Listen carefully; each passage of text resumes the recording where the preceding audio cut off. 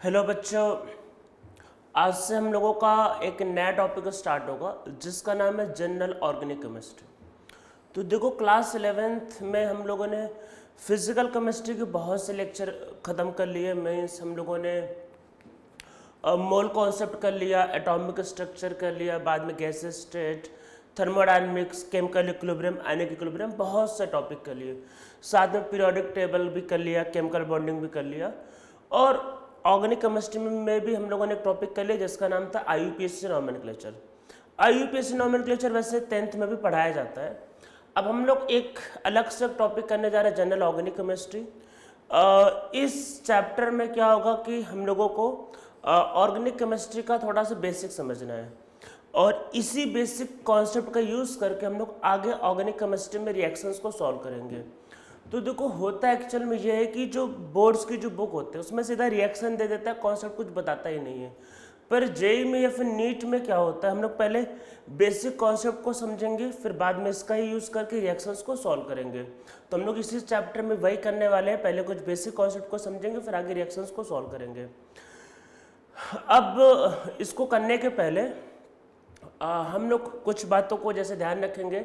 सबसे पहली बात कि इस चैप्टर में केमिकल बॉन्डिंग का बहुत ज़्यादा यूज़ आने वाला है। तो आप सब बच्चों को मैं ये सजेस्ट करूँगा कि आप केमिकल बॉन्डिंग का क्या है कि नोट्स पूरा रिवाइज फिर से करो, क्योंकि इस पूरे चैप्टर देखो, ऑर्गेनिक केमिस्ट्री में क्या होता है, सिर्फ कार्बन होता है, पर उसमें डिफरेंस किसका होता है, उसके सिर्फ हाइब्रिडाइजेशन का या फिर रेजोनेंस का। तो इसलिए मैं आप लोगों को ये सजेस्ट करूँगा कि हाइब्रिडाइजेशन, डायपोल मोमेंट, रेजोनेंस एक बार फिर से रिवाइज कर लो। वैसे रेजोनेंस यहाँ पे एक बार करवाया जाएगा, पर फिर भी आप एक बार फिर से उसका बेसिक चीज़ें रिवाइज कर लो। दूसरी बात, ऑर्गेनिक केमिस्ट्री क्या है कि एक तरीके से ये सेपरेट सेक्शन है, मतलब जो फिजिकल केमिस्ट्री से काफ़ी अलग होता है। तो मैं आप लोगों को ये सजेस्ट करूंगा कि आप लोग ऑर्गेनिक केमिस्ट्री के लिए एक सेपरेट नोटबुक बनाओ, वो अच्छा रहेगा। मतलब चीज़ों को मिक्स मत करो, अगर आप चीज़ों को मिक्स कर दोगे तो आगे चल के आपको रिवाइज करने में प्रॉब्लम होगा। तो मैं सजेस्ट यही करूंगा कि आप लोग ऑर्गेनिक केमिस्ट्री के नोट्स अलग रखना, चीज़ों को मिक्स मत करना, अदरवाइज आपको रिवाइज करने में प्रॉब्लम हो गई है। तो देखो, है क्या क्या जनरल ऑर्गेनिक केमिस्ट्री, हमें करना क्या क्या है। तो हम लोगों को इस चैप्टर के अंदर मतलब 3 पार्ट हमें कवर करने हैं। पहला हम लोगों को पार्ट कवर करना है आपका इलेक्ट्रॉनिक इफेक्ट। तो जो फर्स्ट पार्ट हम लोग कवर करेंगे वो इलेक्ट्रॉनिक इफेक्ट होगा। फिर सेकेंड पार्ट, जब इलेक्ट्रॉनिक इफेक्ट को हम लोग समझ लेंगे तो सेकेंड पार्ट हम लोग समझेंगे रिएक्शन इंटरमीडिएट को। इंटरमीडिएट मतलब कि जो रिएक्टेंट और प्रोडक्ट के बीच में बनता है। एक्चुअल में किसी भी रिएक्शन में जो प्रोडक्ट फॉर्म होने वाला है वो ये इंटरमीडिएट ही डिसाइड करता है। तो होता क्या है कि लोगों को कई बार सिर्फ प्रोडक्ट याद करवा दी जाते हैं, पर अब हम लोग चीज़ों को समझ के करेंगे। तो इंटरमीडिएट को जब समझ लेंगे तो प्रोडक्ट आप अपने आप खुद से बना सकोगे। तो हम लोग इसमें करेंगे रिएक्शन इंटरमीडिएट को, और इसके बाद हम लोग करेंगे एसिडिक एंड बेसिक ऑर्डर को। तो हम लोगों ने एक्चुअल में आयनिक इक्विलिब्रियम में सिर्फ पीएच निकालना सीखा है कि पीएच ऐसे करते, पीएच वैसे करते हैं। पर अगर मान लो कि 4 एसिड्स मतलब गिवन है तो उनको ऑर्डर में अरेंज करो, इंक्रीजिंग ऑर्डर या डिक्रीजिंग ऑर्डर, तो वो ऑर्डर यहाँ पे सीखेंगे कि जैसे oxalic acid, formic acid, acetic acid, उनमें कौन स्ट्रॉन्गर है, कौन वीकर है, कैसे कंपेयर करते हैं। तो वो सारे पैरामीटर हम लोग इसमें लास्ट में सीखेंगे। तो इस चैप्टर के अंदर हमें ये 3 पार्ट एक्चुअल में करना है। तो सबसे पहले इलेक्ट्रॉनिक इफेक्ट, फिर रिएक्शन इंटरमीडिएट, और सबसे लास्ट में एसिडिक एंड बेसिक ऑर्डर। तो देखो, आप लोग सबसे पहले हेडिंग लिख लो electronic effect.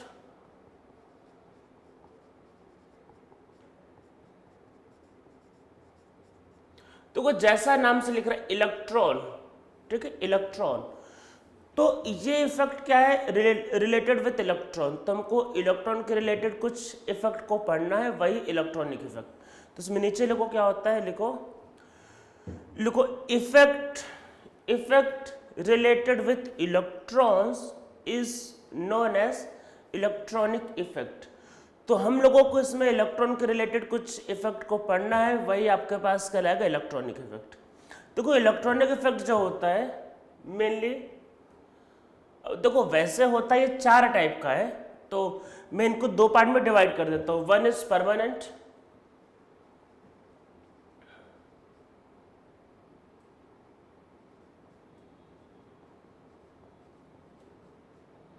and second is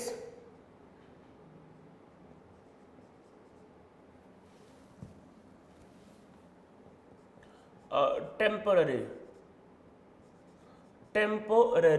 ठीक है, temporary effect and permanent effect. तो दो टाइप के इफेक्ट होंगे, परमानेंट एंड टेम्पररी। तो देखो परमानेंट के अंदर कौन कौन से इफेक्ट हम लोगों को करने हैं। वन इज इंडक्टिव इफेक्ट,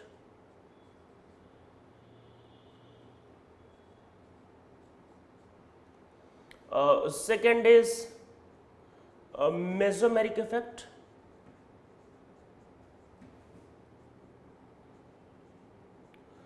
जिसको आप प्यार से रेजोनेंस भी बोल सकते हो। रेजोनेंस वही जो पहले एक बार कर रखा है, वही याद करो, मैंने बताया था केमिकल बॉन्डिंग में बस इंट्रोडक्शन करें, आगे डिटेल में। तो यहां पे करेंगे रेजोनेंस में रिसर्च। और फिर third hyper conjugation.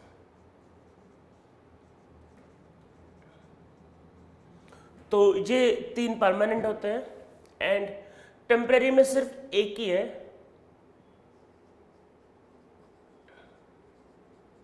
That is electromeric effect. Normally temporary effect को हम लोग इस चैप्टर में डील नहीं करते हैं, इस पे आगे पूरा का पूरा चैप्टर बना हुआ है जिसका नाम होगा रिएक्शन मैकेनिज्म। तो ये आगे वैसे डील किया जाता है पूरा चैप्टर रिएक्शन मैकेनिज्म करके, इसका नेक्स्ट चैप्टर तो वो वहाँ पर डील करते हैं, पर थोड़ा सा एक दो लाइन में इस पर लिखवा दूंगा, बाकी हम लोगों को ये करना है। तो मैं आप लोगों को कुछ करने के पहले एक बहुत इंटरेस्टिंग बात बताता हूँ कि एक बार एक क्वेश्चन आया, बोला कि which of the following is not permanent effect, और ये चारों ऑप्शन दिए थे। तो फिर बच्चे मेरे से कहते सर आपने तो लिखवाया ही नहीं कि कौन परमानेंट है कौन नहीं। तो भाई ये जो लिख दिया परमानेंट, इसका मतलब ये कि ये हो गया है। अब ऐसा थोड़ी ना होगा कि मैं सबके लिए लिखवाऊँ परमानेंट परमानेंट परमानेंट। तो इन सब बातों को ध्यान रखना कि ये तीनों परमानेंट है, ये टेम्परेरी है, ठीक है। तो बच्चे ऐसे भी मिलते हैं कई बार कि उनको हर चीज़ लिख दो, उसके बाद भी बोलेंगे सर नहीं बताया। तो ये जो लिख दिया है परमानेंट, तो उसका मतलब ये परमानेंट है और ये परमानेंट नहीं है, ठीक है। तो ये तीन परमानेंट इफेक्ट है। हम लोग इनको स्टार्ट करने के पहले एक मैं छोटा सा यहाँ पे आपको एक ट्रिक बता रहा हूँ, उसको ध्यान रखोगे तो आपको बहुत हेल्प मिलेगा इनको समझने में। तो देखो इसको ध्यान रखना, ये सिग्मा बॉन्ड के अलॉन्ग होता है, सिग्मा। तो इंडक्टिव इफेक्ट मतलब सिग्मा बॉन्ड, ये जो होता है ये पाई बॉन्ड के अलॉन्ग होता है, और ये sigma pi, sigma pi sigma pi.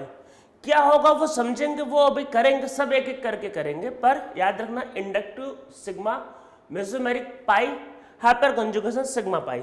क्या होगा कैसे होगा करेंगे, सब कुछ करेंगे इसमें। तो स्टार्ट करते हैं हम लोग पहले वाले से, इंडक्टिव इफेक्ट से।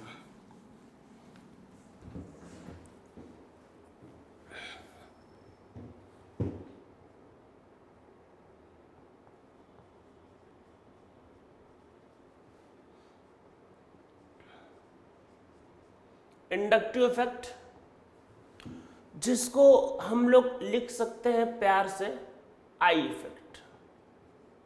अरे इंडक्टिव बोलने में बहुत मेहनत लगती है ना ये, तो अगर मेहनत नहीं करना है तो आई इफेक्ट बोल दो, तो ये होगा आई इफेक्ट, ठीक है। क्या होता है समझते हैं। एक कार्बन की चेन लेते हैं अच्छे समझने के लिए, और नॉर्मल केस में अगर आपको चेन बोला जाए तो आप एक मतलब सैचुरेटेड चेन लोगे जहां पे डबल बॉन्ड ट्रिपल बॉन्ड नहीं होगा, या फिर सिंपल सब sp3 हाइब्रिडाइज कार्बन वाली चेन लोगे। तो एक कार्बन का चेन लेते हैं। हाइड्रोजन को देखो दिखाने की जरूरत नहीं है,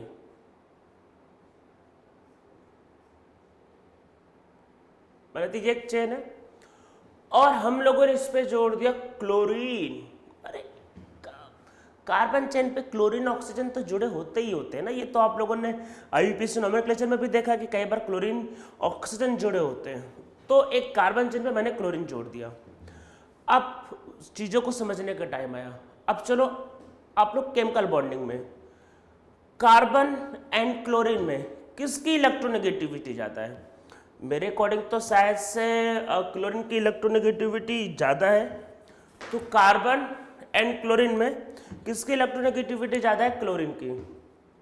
तो क्लोरीन क्या करेगा, इस इलेक्ट्रॉन को, अरे मतलब बॉन्ड पर इलेक्ट्रॉन को अपने साइड खींचेगा। अरे होता ना वो डायपोल मोमेंट, अपने साइड इलेक्ट्रॉन खींचेगा। तो जब इलेक्ट्रॉन खींचेगा तो यहाँ पे क्या आएगा? माइनस चार्ज, यहाँ पे क्या आएगा? Plus charge. ठीक है। अरे अभी सिर्फ इस पे फोकस करो, बाकी पे नहीं। कार्बन है, क्लोरीन है। ठीक है। तो कार्बन मतलब क्लोरीन ने क्या किया? कार्बन से इलेक्ट्रॉन को खींचा। तो जब क्लोरीन क्या करेगा? कार्बन से इलेक्ट्रॉन को खींचेगा तो यहाँ पे आएगा माइनस, यहाँ पे आएगा प्लस। ठीक है। अब आराम से समझना है, कुछ फिजिक्स नहीं लगाना है, कुछ गलत सलत कॉन्सेप्ट नहीं लगाना है, आराम से समझना है। ठीक है। अब इस कार्बन के पॉइंट ऑफ व्यू से सोचो, कुछ उल्टा है। यहाँ पे ये मत कहते ना चार्ज, कुछ लोग आ जाते सर चार्ज प्लस है तो माइनस, माइनस है तो प्लस। अरे भाई मजाक चल रहा है, फिजिक्स चल रहा है, ये मजाक चल रहा है। अरे आराम से सोचो, मॉलिक्यूल के पॉइंट ऑफ व्यू से सोचो। कार्बन और क्लोरीन ने एक बॉन्ड बनाया, क्लोरीन ने इलेक्ट्रॉन खींच लिया, कार्बन बेचारा कंगाल हो गया, उसके पास इलेक्ट्रॉन ही नहीं, इलेक्ट्रॉन कम हो गया, पॉजिटिव चार्ज हो गया। अब उसको चाहिए इलेक्ट्रॉन, अरे इसने खींच लिया ना, इसके पास इलेक्ट्रॉन कम हो गया, उसको चाहिए इलेक्ट्रॉन। अब उसको इलेक्ट्रॉन कहां से मिलेगा? इधर से तो खींच नहीं पाएगा, इधर से तो खींच ही नहीं पाएगा, उधर क्लोरीन बैठा है। ऑप्शन ये कि इधर से खींचे। तो होता है ना ये कि जैसे मान लो सोसाइटी में क्या होता है, ऊपर वाला नीचे वाले को क्या होता है, मतलब परेशान करता है या फिर उससे मान लो पैसे निकाल लेता है, तो वो उससे नीचे वाले से, वो उससे नीचे वाले से, तो हमेशा अपने से ऊपर वाला नीचे वाले को क्या होता है? चूस लेता है, मतलब उसके पैसे निकाल लेता है। तो वैसे ही इसके इलेक्ट्रॉन किसने खींच लिया, अपने साइड ले लिया, तो ये बेचारा कंगाल। अब ये बेचारा कंगाल इससे तो ले नहीं सकता, तो ये इससे खींचेगा इलेक्ट्रॉन।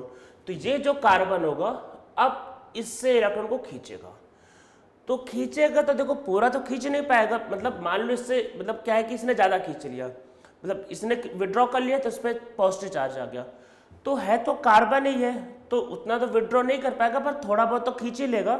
जब थोड़ा बहुत खींच लेगा तो यहाँ पे चार्ज आएगा डबल डेल्टा पॉजिटिव। शायद आप लोगों को ये पता हो कि डबल डेल्टा पॉजिटिव जो होता है, डेल्टा पॉजिटिव से कम होता है। देखो डेल्टा का मतलब होता है स्मॉल वैल्यू, और अगर दो स्मॉल वैल्यू को अगर आप मल्टीप्लाई करते हो तो उनका प्रोडक्ट और छोटा होता है। तो डेल्टा पॉजिटिव, अब कार्बन पे इलेक्ट्रॉन कम था, इसने इससे खींचा तो इस पर चार्ज और कम आएगा, तो यहाँ पर डबल डेल्टा पॉजिटिव।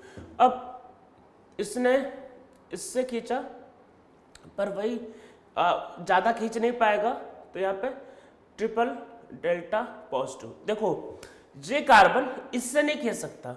अरे अब भाई ऐसे सोचो,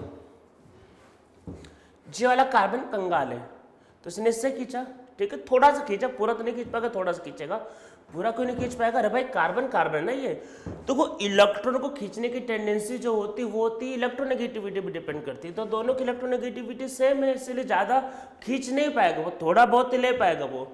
अब इस कार्बन में पहुंचो, अब ये कार्बन ये तो ऑलरेडी कंगाल था, इससे कहाँ से खींचेगा? तो ये अगले वाले से खींचेगा।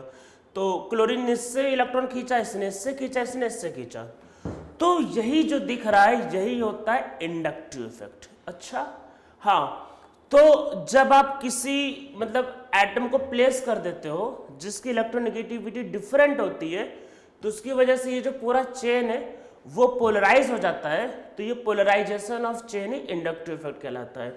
ठीक है, ये तो इसमें पहले नीचे ये डायग्राम को ड्रॉ कर लो, फिर इसमें नीचे लिखते पहले। ठीक है, लिखो when atom with different electronegativity are bonded with carbon, then bond between carbon and that atom become polar. Due to this carbon gain some charge, due to this carbon gain some charge.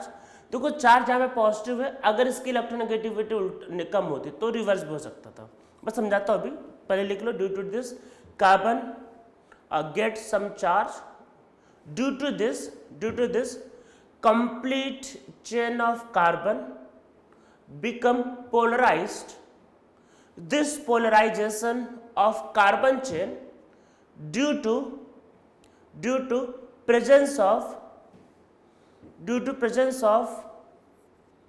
element having different electronegativity is known as inductive effect. क्या है?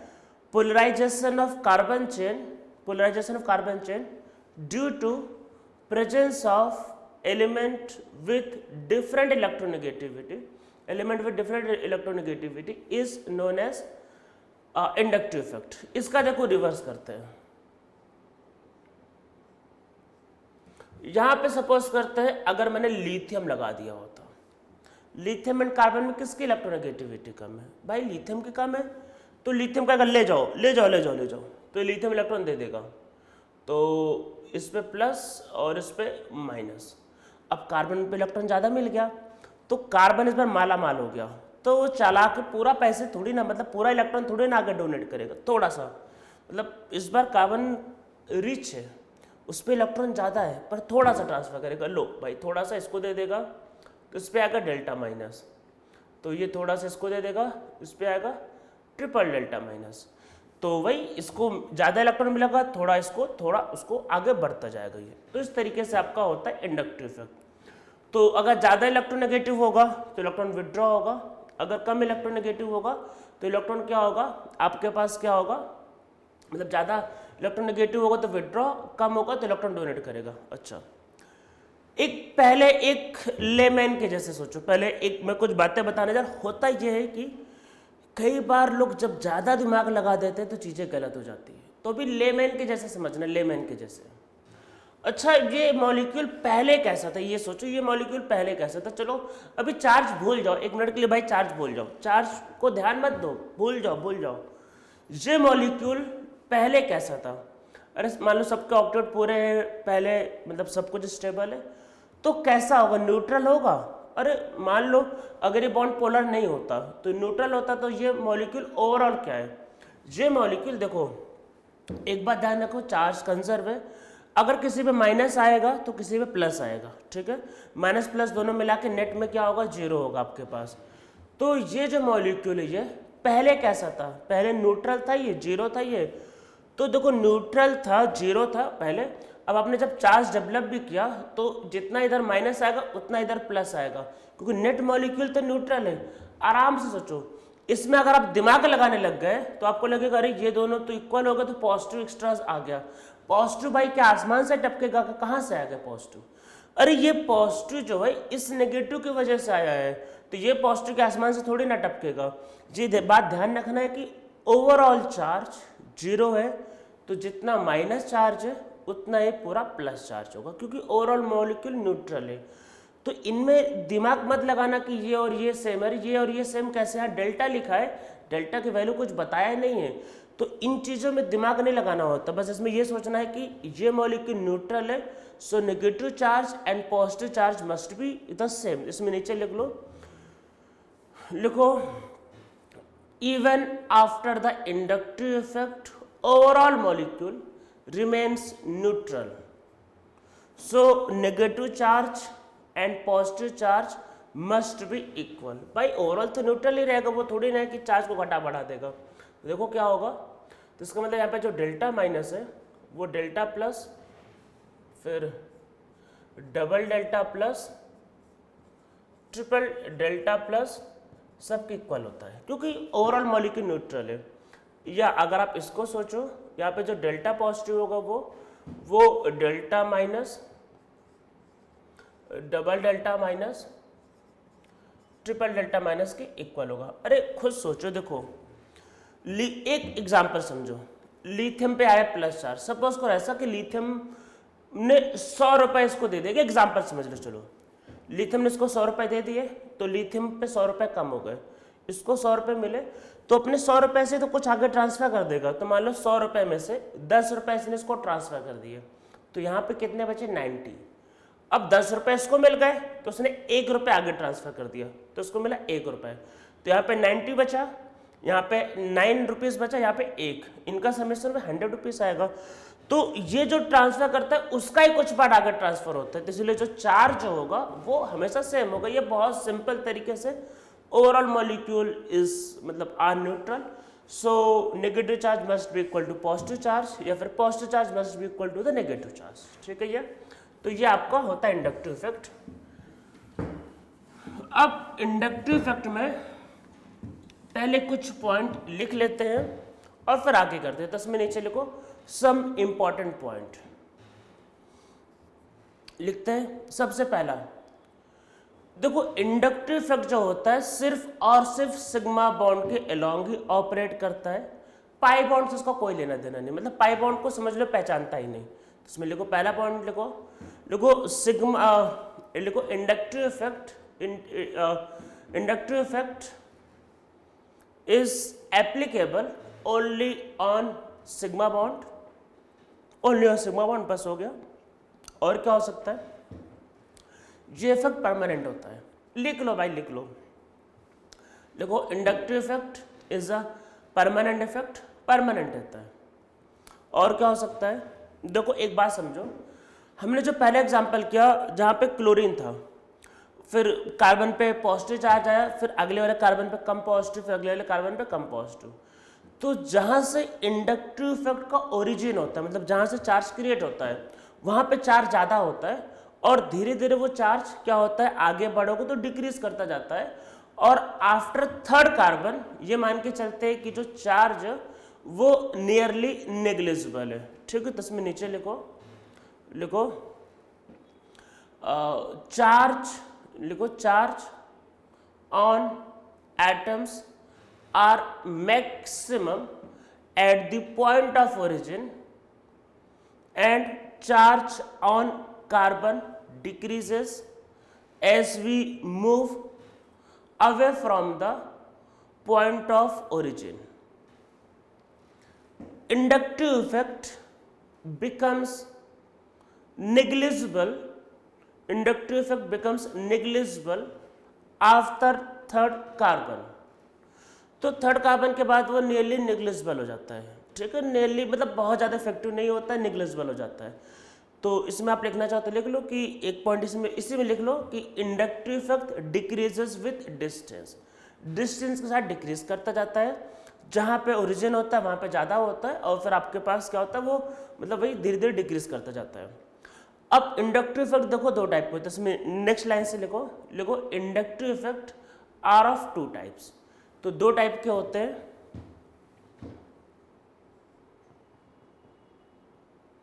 Minus I effect, जिसको कई बार बोल देते हैं negative. अरे full form मतलब एक बार मतलब मेरे वही कि पढ़ाते पढ़ाते एक्सपीरियंस है बहुत चीज़ें, क्योंकि 9 ईयर के एक्सपीरियंस में बहुत चीज़ें मैंने देख लिया है।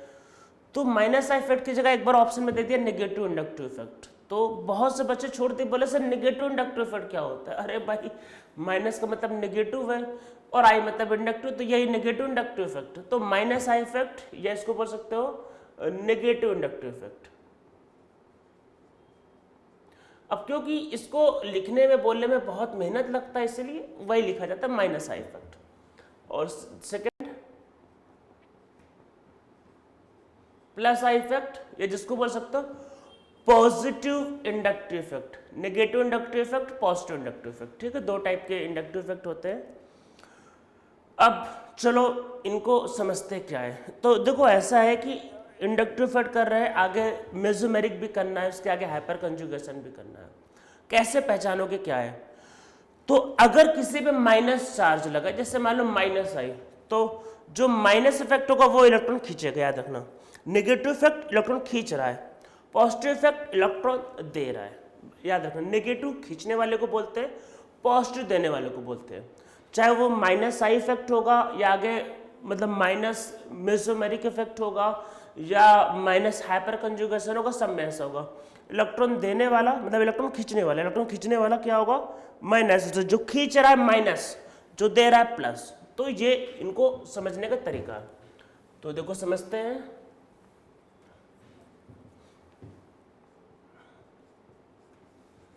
मतलब ऑक्सीजन जुड़ा होता, इलेक्ट्रॉन खींचेगा तो इधर माइनस इधर प्लस,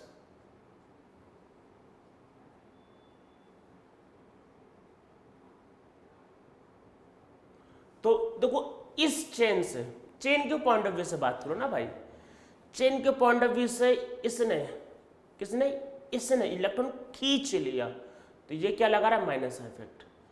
जो एक कार्बन चेन, कैसी कार्बन चेन, जो एक सैचुरेटेड कार्बन चेन से इलेक्ट्रॉन खींच ले, वो है माइनस इफेक्ट, बस।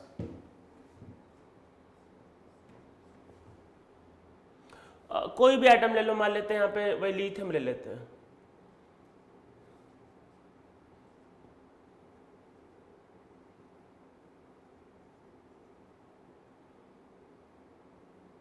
और जो कार्बन चेन को इलेक्ट्रॉन पकड़ा दे रहा है, लो दे रहा है, this is plus I effect. Electron देने वाला प्लस आई, लेने वाला माइनस आई, ठीक है। तो ये दो टाइप के आपके इफेक्ट होते हैं, ठीक है।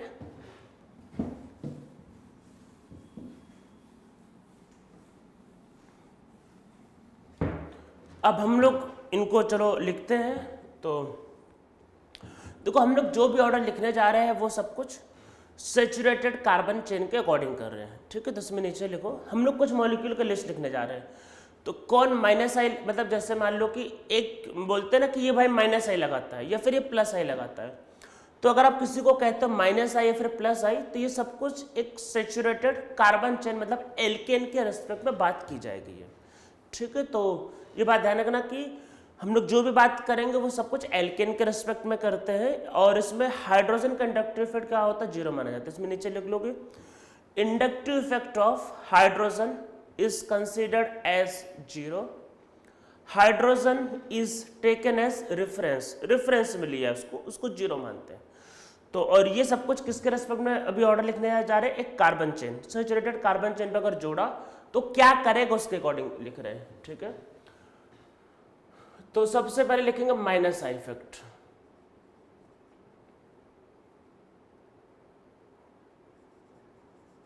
ऑर्डर, ये ऑर्डर इंपॉर्टेंट है, याद रखना है। तो मैं आप लोगों को याद करने की ट्रिक भी बताऊंगा अभी, तो याद रखना इंपॉर्टेंट है। पहले इसका कुछ मेन पॉइंट लिख लेते हैं जिससे आपको चीजें याद रहेंगी। तो आप देखो, पहले बात ये समझो, माइनस आई का मतलब है इलेक्ट्रॉन को खींचने वाला। खींचने वाला मतलब कि देखो, खींचेगा कौन, जिसके पास इलेक्ट्रॉन की कमी होगी। पहले समझो, एक ये ग्रुप है, मान लो एक ग्रुप है, ये एक चेन से इलेक्ट्रॉन खींच रहा है। खींचने की ये टेंडेंसी कब रखेगा, जब खुद एक कंगाल होगा। मान लो एक ग्रुप है, वो कंगाल है, तो कंगाल है तो चेन से पूरा इलेक्ट्रॉन खींच लेगा। तो जो जितना कंगाल होगा वो उतना ज्यादा इलेक्ट्रॉन को खींचने की टेंडेंसी रखता है, तो उसी के हिसाब से करते हैं। तो जो सबसे ज्यादा पावरफुल होगा वो होगा कटायन। अरे कटायन पे प्लस चार्ज है, बेचारा इलेक्ट्रॉन नहीं है उसके पास, इलेक्ट्रॉन की कमी है, तो जिसके पास इलेक्ट्रॉन की कमी वही तो सबसे ज्यादा खींचेगा। तो सबसे ज्यादा इलेक्ट्रॉन कौन खींचता है, कटायन। उसके बाद मेरा favourite x double bond y. आप लोग बोलोगे क्या है, समझते, अब इसको छोड़ देते। पहले मैं मेन पॉइंट बता रहा हूं जिससे आपको याद हो जाएगा। और एक्स डबल बॉन्ड वाई अभी मैं मतलब एक्सप्लेन करूंगा, ये तो इतनी बार आएगा ऑर्गेनिक केमिस्ट्री में, आपको याद हो जाएगा। और इसको याद करवाने के लिए मैंने वही एक ट्रिक बता रखा है, इसी तरीके से मैंने बता दिया, और जिससे आपको चीजें याद हो जाएंगी। नहीं तो लोग तो कई बार क्या करते हैं, सीरीज लिख देते हैं 50 मॉलिक्यूल को याद कर लो, ऐसा नहीं करना है, आराम से। कटायन फिर एक्स डबल बॉन्ड वाई, समझाता हूं मैं क्या है। फिर third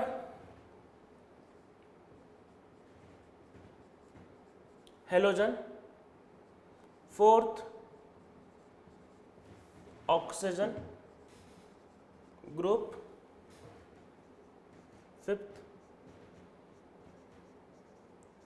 nitrogen, and sixth carbon. बस इतना ही।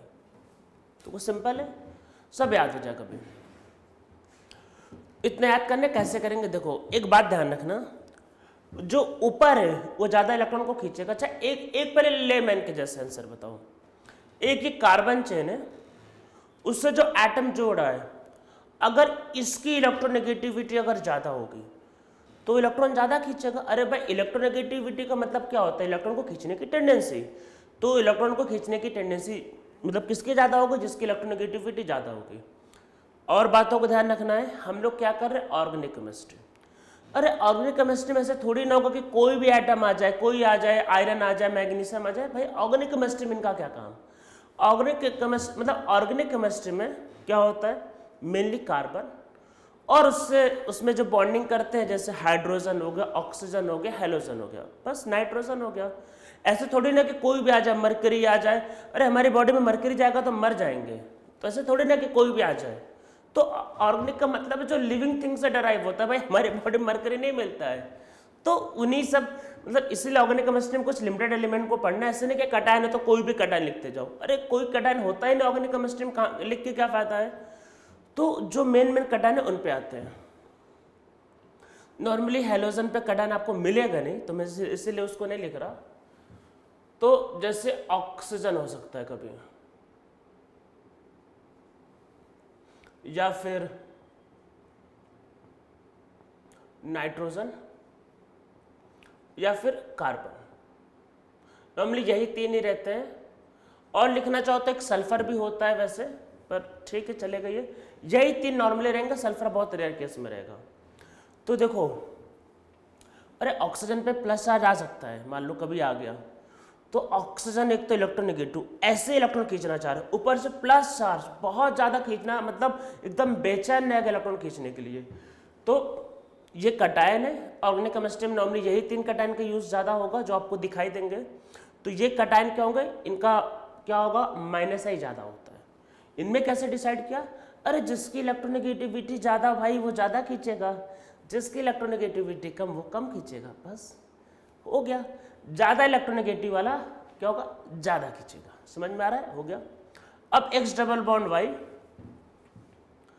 या x triple bond y, triple bond y का एक ही एग्जाम्पल है, अदरवाइज सब एक्स डबल बॉन्ड वाई रहते हैं। यहाँ पे क्या है, देखो कैसे है, यहाँ पे जो होगा इलेक्ट्रोनेगेटिविटी, जो होगा इलेक्ट्रोनेगेटिविटी वाई की जो होगी वो ज़्यादा होगी इलेक्ट्रोनेगेटिविटी ऑफ एक्स से।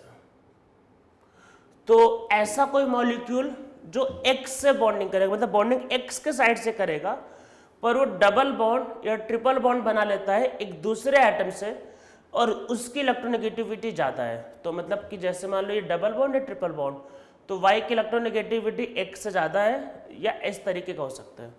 जैसे एग्जाम्पल समझते हैं NO2। देखो NO2 कुछ इस तरीके का रहता है। तो NO2 में देखो नाइट्रोजन के साइड से बॉन्डिंग होता है, और देखो इसकी जरूरत नहीं है, एक को भी देखो ये डबल बॉन्ड, ऑक्सीजन की इलेक्ट्रोनेगेटिविटी ज़्यादा। तो शुरू की तीन याद कर लो पहले, NO2 सबसे ऊपर इसमें, पर इनके नीचे। और देखो जो आगे जब हम लोग एग्जाम्पल्स वैसे करते हैं ऑर्गेनिक केमिस्ट्री में जब, तो नॉर्मली कटायन का केस कम आता है, नॉर्मली NO2 या फिर इनमें से केस से ज़्यादा आते हैं। तो पहले मैं तीन लिख देता हूँ, इनको याद रखना है। तीन तो सबसे ऊपर है NO2, फिर SO3H एंड CN, ये तीन सबसे ऊपर है। ये तो आपको याद रखने एक्चुअल में, ये तीन तो सबसे ऊपर है। उसके मतलब ये तीन सबसे ऊपर, ये याद रखना है। बाकी आगे का जो मैं लिखने जा रहा हूँ वो ऑर्डर में नहीं है, मतलब वो थोड़ा रैंडम है, और वो कोई पूछता भी नहीं है। पूछा जाता है यही कि इन तीनों में तो सबसे ऊपर NO2, फिर SO3H, फिर CN, ठीक है। इसके आगे आप करते हैं, देखो इसके बाद है ये है, फिर ये, फिर ये। इसके आगे देखो क्या है, अरे एल्डिहाइड हो सकता है ना, ये एसिड हो सकता है, सब एसिड तो है। तो कार्बन से बॉन्डिंग करा, डबल बॉन्ड O। ईस्टर हो सकता है, अमाइड हो सकता है, लिखो लिखो सब लिखते रहो ये। और क्या हो सकता है, कीटोन हो सकता है, और क्या हो सकता है, एनहाइड्राइड हो सकता है, एसिड हैलाइड हो सकता है। तो मेरे हिसाब से मैंने सारे लिख दिए हैं, तो ये सब हो सकते हैं। सब में देखो वही है, कार्बन के साइड से बॉन्डिंग, और सब में देखो डबल बॉन्ड वाई, और वाई की इलेक्ट्रोनेगेटिविटी एक्स से ज़्यादा। सब में देखो ऑक्सीजन ऑक्सीजन ऑक्सीजन, ऑक्सीजन की इलेक्ट्रोनेगेटिविटी कार्बन ज़्यादा। तो सबसे ज़्यादा पावरफुल ये, और फिर ये। इनमें याद रखना मेनली NO2 अरे खुद सोचो भाई, NO2 नाइट्रोजन, देखो इलेक्ट्रोनेगेटिविटी जिसकी ज़्यादा उसका माइनस आई ज़्यादा। तो नाइट्रोजन की इलेक्ट्रोनेगेटिविटी ज़्यादा होती है, तो नाइट्रोजन ऊपर फिर सल्फर, इसमें CN सबसे पहले, उसके बाद फ्री है सब, ठीक है सब। उसके बाद हेलोजन, पता है इलेक्ट्रोनेगेटिविटी ज़्यादा तो माइनस आई ज़्यादा, तो हेलोजन में order fluorine, chlorine, bromine, iodine. Oxygen OH, OR, अरे एल्कोहल और ईस्टर भी तो है ये। नाइट्रोजन में NH2, देखो OR और OH में OH ऊपर OR नीचे, क्यों? अरे R एक्चुअल में कार्बन चेन होता है, वो भी कई बार इलेक्ट्रॉन, मतलब देखो ये जो ऑक्सीजन है, अगर इसके दो साइड कार्बन चेन हो गए तो ये इधर से भी इलेक्ट्रॉन खींचेगा, तो उसके दूसरे साइड से इलेक्ट्रॉन खींचने की टेंडेंसी कम हो जाएगी। अरे समझ लो, पहले समझा देता चलो। अच्छा मान लो ये कार्बन चेन है, अब हाइड्रोजन का हमने इंडक्टिव इफेक्ट 0 लिया है, हाइड्रोजन बोला मैं कंगाल हूं, मैं तो दूंगा ही नहीं, तो ये इधर से खींचेगा पूरा। और अगर इसकी जगह मान लो जैसे ये ईस्टर होता है, देखो ईस्टर मतलब ये, तो अब ये ऑक्सीजन इधर से भी खींच लेगा ना ये। अब अगर ये ऑक्सीजन इधर से खींचेगा तो इधर से खींचने का इसका टेंडेंसी कम हो जाएगा, तो इसलिए कम होगा ये। वैसे में फिर primary amine, secondary amine, tertiary amine. अब आते कार्बन में, तो देखो कार्बन में क्या होगा, जो ट्रिपल बॉन्ड होता है याद करो वो sp हाइब्रिडाइज होता है, और जो sp हाइब्रिडाइज होता है वो ज़्यादा इलेक्ट्रोनेगेटिविटी होता है। आपको याद ही होगा, चलो मैं लिख देता हूँ, इलेक्ट्रोनेगेटिविटी का जो ऑर्डर होता है sp, फिर sp2, फिर sp3 होता है ये। तो ट्रिपल बॉन्ड वाला क्या होता है, उसकी इलेक्ट्रोनेगेटिविटी ज़्यादा होती है, ठीक है। तो इसलिए फिर इसमें होता है ट्रिपल बॉन्ड, फिर उसके बाद pH का मतलब है बेंजीन।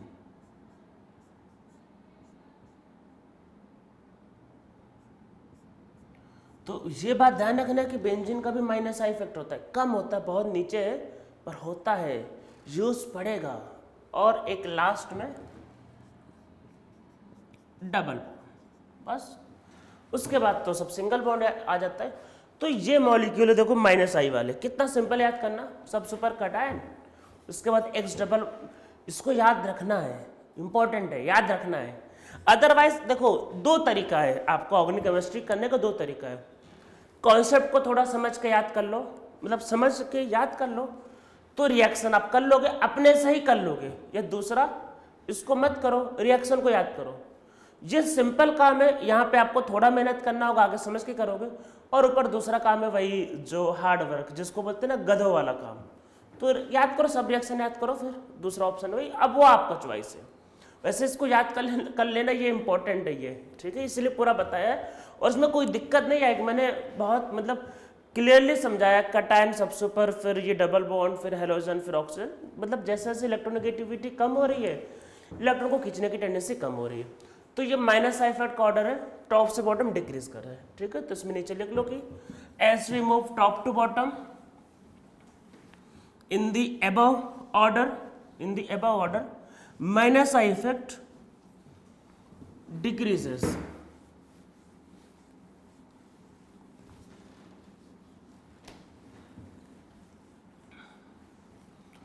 तो ये तो हो गए भाई माइनस इफेक्ट की बात। अब आते हैं प्लस आई इफेक्ट पे, तो आगे लिखो प्लस आई इफेक्ट।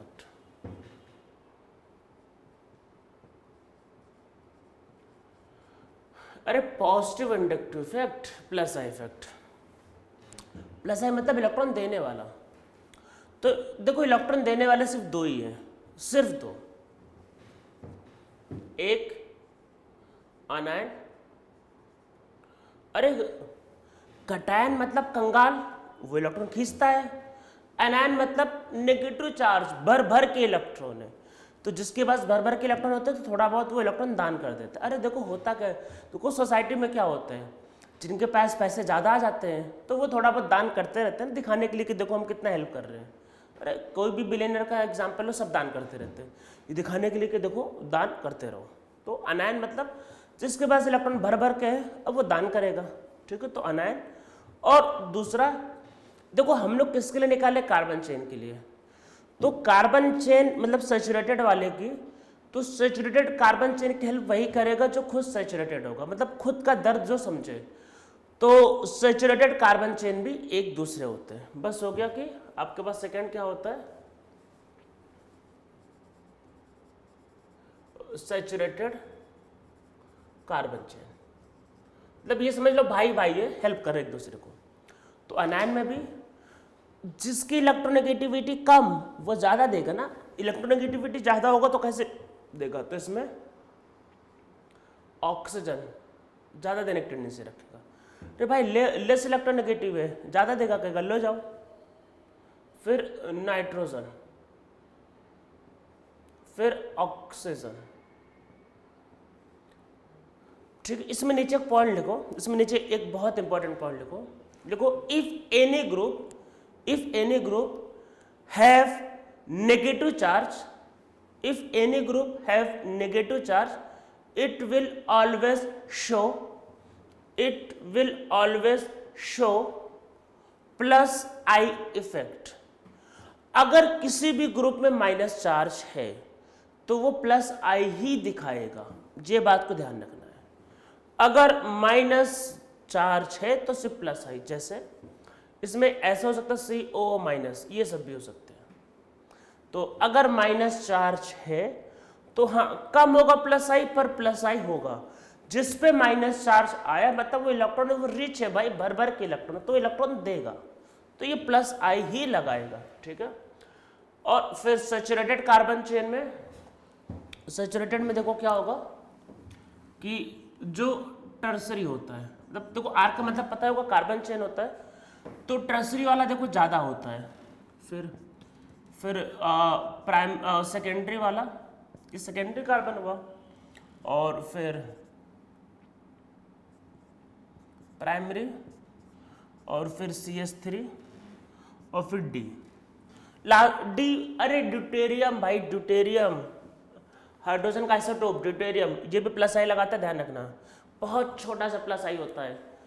इन्हीं सब छोटे छोटे पे तो आगे ऑर्गेनिक केमिस्ट्री टिका हुआ है, अदरवाइज ऑर्गेनिक केमिस्ट्री इतना बड़ा सेक्शन है, तो सिर्फ कार्बन है तो कुछ ना कुछ तो डिफरेंस होगा ना, ये तो यही सबसे तो डिफरेंस आगे क्रिएट होगा। हाइड्रोजन का ध्यान रखना कि हम लोग इंडक्टिव इफेक्ट क्या लेते हैं, 0 0 0, ये हमारा रेफरेंस है, ये क्या है रेफरेंस, तो ये क्या लगाता है हाइड्रोजन के रिस्पेक्ट में डी जो है, मतलब आपको मैं ये लिख लो पहले, इसमें नीचे लिखो with respect to hydrogen deuterium with respect to hydrogen deuterium is less electronegative, so deuterium show plus I effect, तो इसलिए वो क्या दिखाता है, प्लस आई इफेक्ट, ठीक है। तो so deuterium show plus I effect, तो वो प्लस आई इफेक्ट दिखाता है, इस बात का ध्यान रखना है। देखो इनमें क्या होता है, ऐसे समझ लो कि अगर 3 कार्बन चेन है तो अगर 3 साइड से इसको डोनेशन मिलेगा तो इसका प्लस आई ज्यादा हो जाता है, ठीक है ये। और वैसे में फिर देखो हाइड्रोजन का तो हमने 0 ले रखा है, जैसे मान लो अगर ये होता तो हाइड्रोजन देखो कुछ नहीं कर रहा है और यहाँ पे एक कार्बन चेन, तो इसको एक ही साइड से मिलेगा तो इसका प्लस आई कम होगा। तो जितना ज़्यादा कार्बन चेन होता है मतलब जितना ज़्यादा डिग्री होगा उसका प्लस आई उतना ज़्यादा होता है, ठीक है। तो टॉप से बॉटम आने में प्लस आई डिक्रीज करे, तो उसमें नीचे लिख लो कि as we move top to bottom in the above series plus I effect decreases, ठीक है। तो अब चलो एक क्वेश्चन का लेते हैं। एक बात ध्यान रखो, सिग्मा बॉन्ड के लॉन्ग ऑपरेट करता है। एक क्वेश्चन लिखो indicate the direction of inductive effect in the following molecule.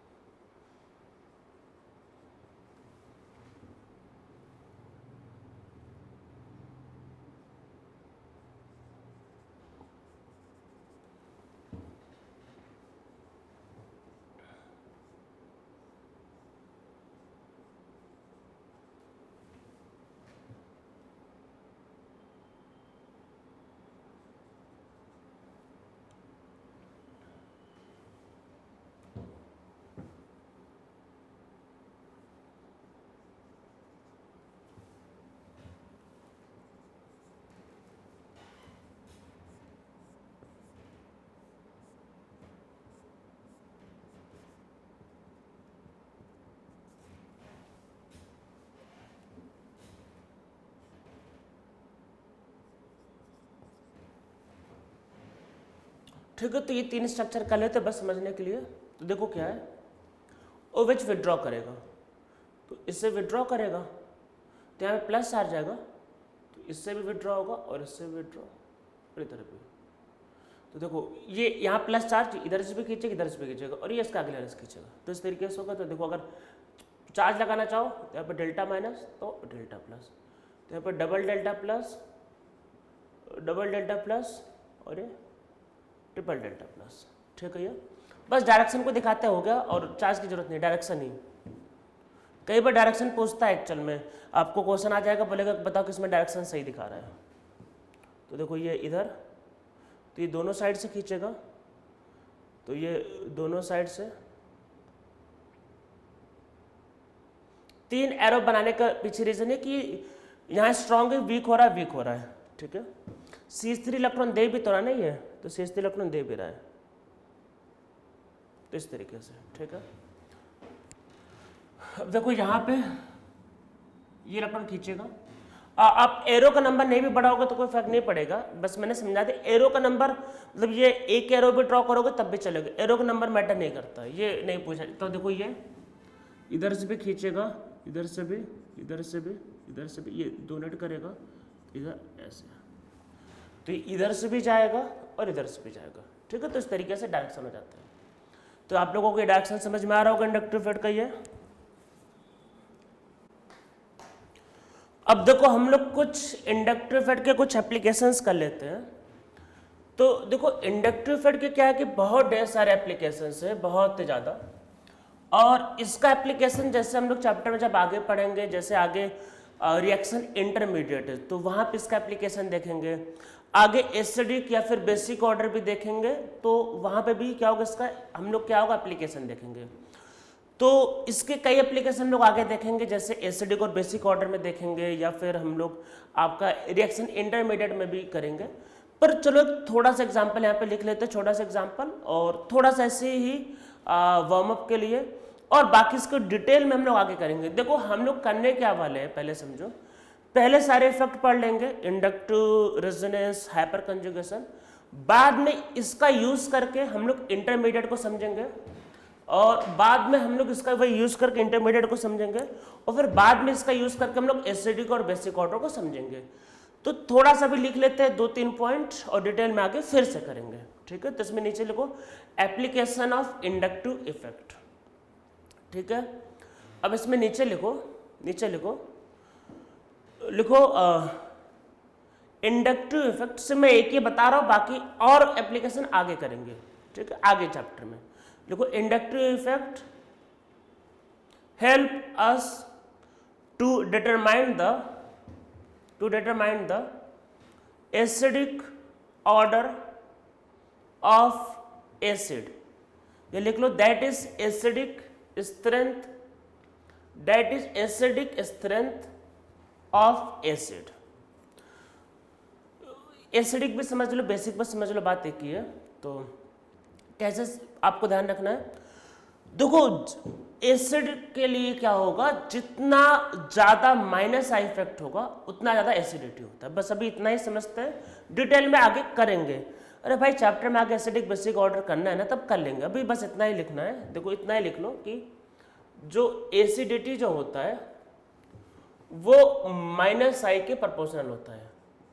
जितना ज्यादा माइनस आई उतना ज्यादा एसिडिटी, या एसिडिटी जो होता है वो प्लस आई इफेक्ट के उल्टा।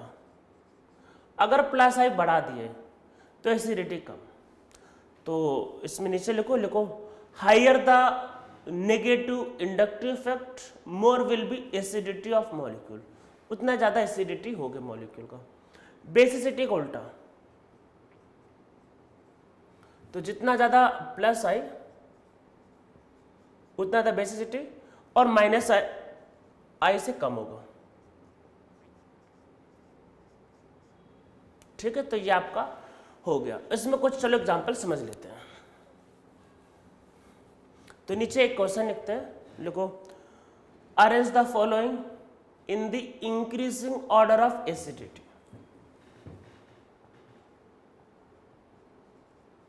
फॉर्मिक एसिड, एस्टिक एसिड, इसका कॉमन नेम नहीं, ये तो प्रोपेनिक एसिड होगा। तो देखो इसमें वही सिंपली इसकी एसिडिटी ज़्यादा है, इसकी कम, इसकी कम, सीधा सीधा इससे लिख लो, हो गया।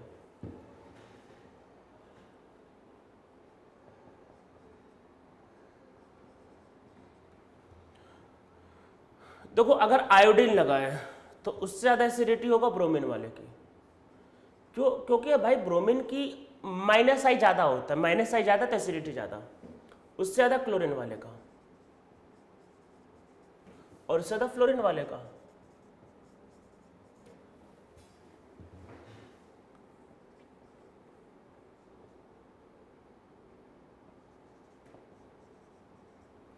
देखो एक ये, अगर आप इसमें क्लोरीन लगा दो तो एसिडिटी बढ़ जाएगी। तो अगर आप कोई माइनस आई फैट का ग्रुप लगाओगे तो एसिडिटी बढ़ जाती है, ठीक है।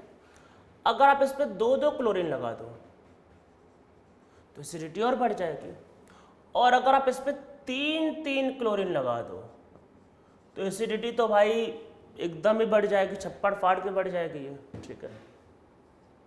और वो बात भूलना नहीं, कौन सी बात? इंडक्टिव इफेक्ट डिस्टेंस पे डिपेंड करता है। अच्छा समझते हैं।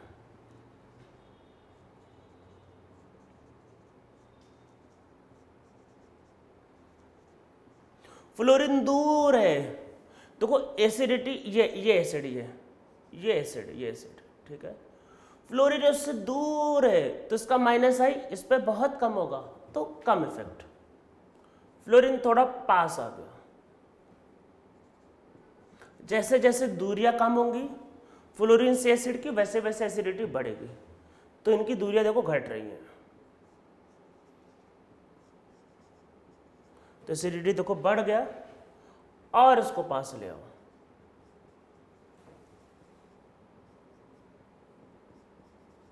तो एसिडिटी देखो और बढ़ गया। तो जैसे जैसे क्लोज आएगा वैसे वैसे एसिडिटी बढ़ता जाएगा।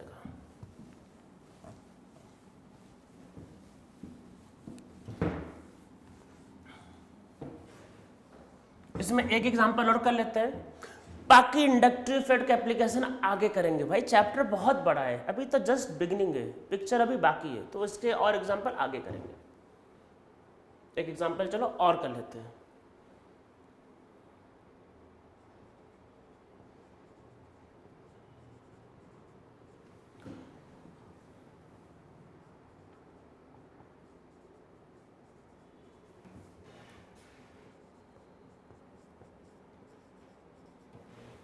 अरे याद करो, ये लगाता है माइनस आई, जिसका माइनस आई ज़्यादा उसकी एसिडिटी ज़्यादा। ट्रिपल बॉन्ड माइनस आई लगा रहा था, डबल बॉन्ड का माइनस आई कम था, और ऊपर से सिंगल बॉन्ड तो प्लस आई लगाता है। तो जिसका माइनस आई ज़्यादा उसकी एसिडिटी ज़्यादा है, तो वो सबसे ज़्यादा, मतलब वो, और ये इससे कम। तो अभी सिर्फ आपको इतना ध्यान रखना है कि जितना ज़्यादा माइनस आई इफेक्ट होगा उतना ज़्यादा आपका एसिडिटी होता है, ठीक है। और जितना ज़्यादा प्लस आई इफेक्ट होगा उतना कम एसिडिटी होता है। इसके बाकी एप्लीकेशन हम लोग आगे समझेंगे, और एसिडिटी ऑर्डर निकालते कैसे हैं और डिटेल में वो आगे करेंगे। चैप्टर में तो आगे का पूरा एक सेक्शन इसी पे बना हुआ है, जहाँ पे हम लोग एसिडिक या फिर बेसिक ऑर्डर को समझेंगे। तो आज के लेक्चर में हम लोग इतना ही करते हैं, हम लोगों का इंडक्टिव इफेक्ट खत्म हो गया। अब हम लोग नेक्स्ट लेक्चर से स्टार्ट करेंगे रेजोनेंस या फिर मेसोमेरिक इफेक्ट।